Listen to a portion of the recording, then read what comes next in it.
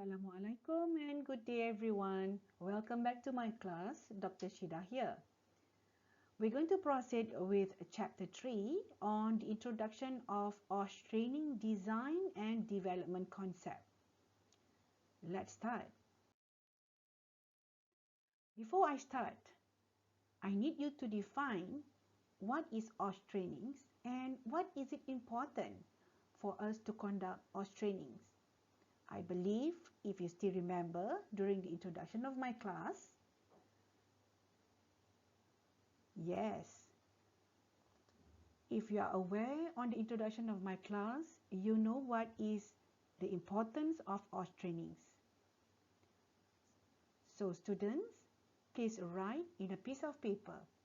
Tell yourself again, why is it important for us to conduct OSH trainings at the workplace from time to time?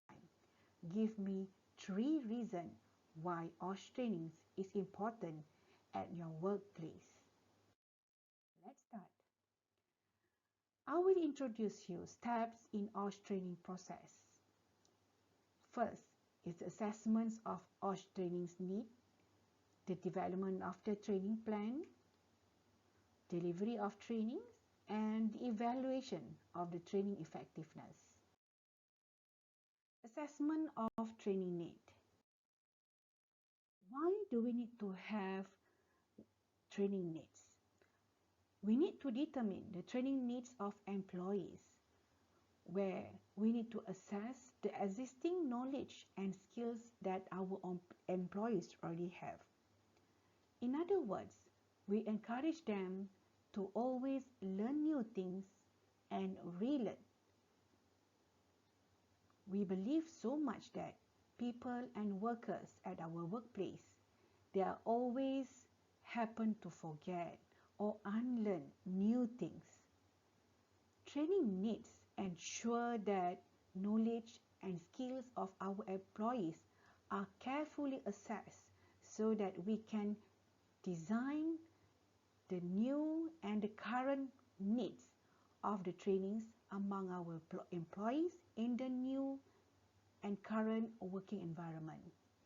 Second, in OSH trainings, training needs is very important because we will be aware so much in the step of designing and development of trainings because we will identify hazards and risks that may occur in the new changing of work environment, in the new machine that you have just bought, in the new job process, or among new workers. Perhaps you have new staff, perhaps you have new supervisors that just join your company, that just join your workplace. Training needs will ensure that all of these factors are properly assessed and ironed out so that we can come out with an effective training plan. Second, development of a training plan.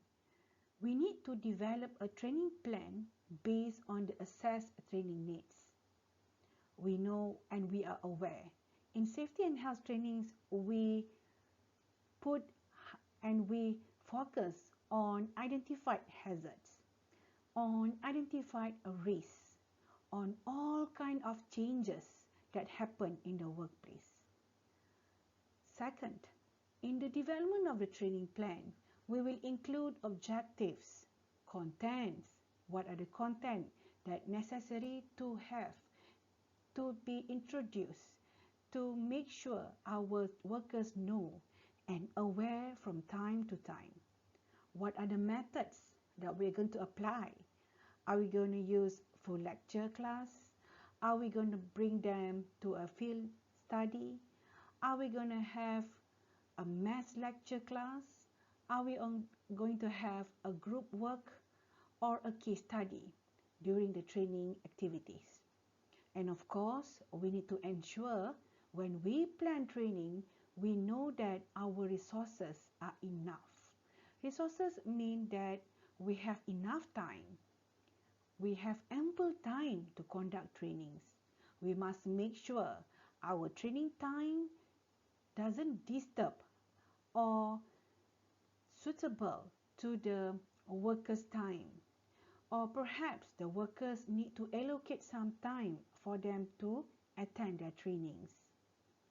Besides that resources, we need to ensure that the facilities of the training are also enough and conducive for the training to be conducted.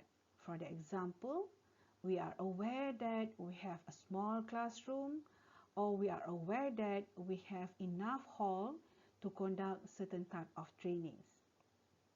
Last but not least, we need to ensure that the resources of our men here means that we have proper trainers, we have the suitable trainers or the certified trainers, and we also must ensure that our workers are the suitable person or suitable candidates that we select and join our trainings. And last but not least, in the development of training planning, we need to ensure the evaluation of the trainings are properly planned and developed. Next, delivery of training. Training may take one day, one whole day, week, modules, by chapters, perhaps from time to time. So when we know the concept of our trainings, is it going to be long or short course? When we design our training, we need to make sure that we use variety of training methods. Variety of training methods, meaning that we must make sure that our trainers are aware to deliver, are certified and expert enough to apply all kind of delivery method during the trainings. For the examples, our trainers know how to do lectures.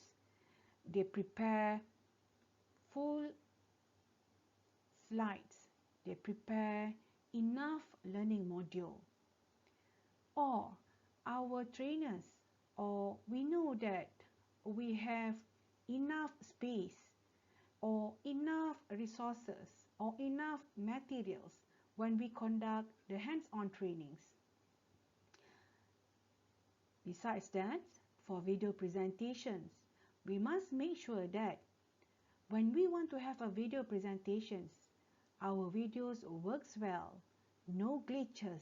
Our technicians are always on standby.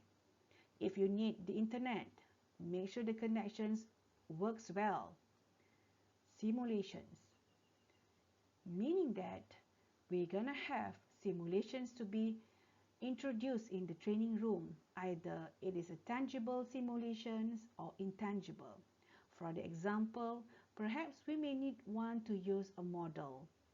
We may need one to use a certain stuff or object for our trainees to use during our training. And last but not least, perhaps we want to use or apply a role playing. So this kind of delivery of trainings should apply throughout the training time. This is to avoid boredom, not only that, but to make sure that our training are effective and impactful for our trainees.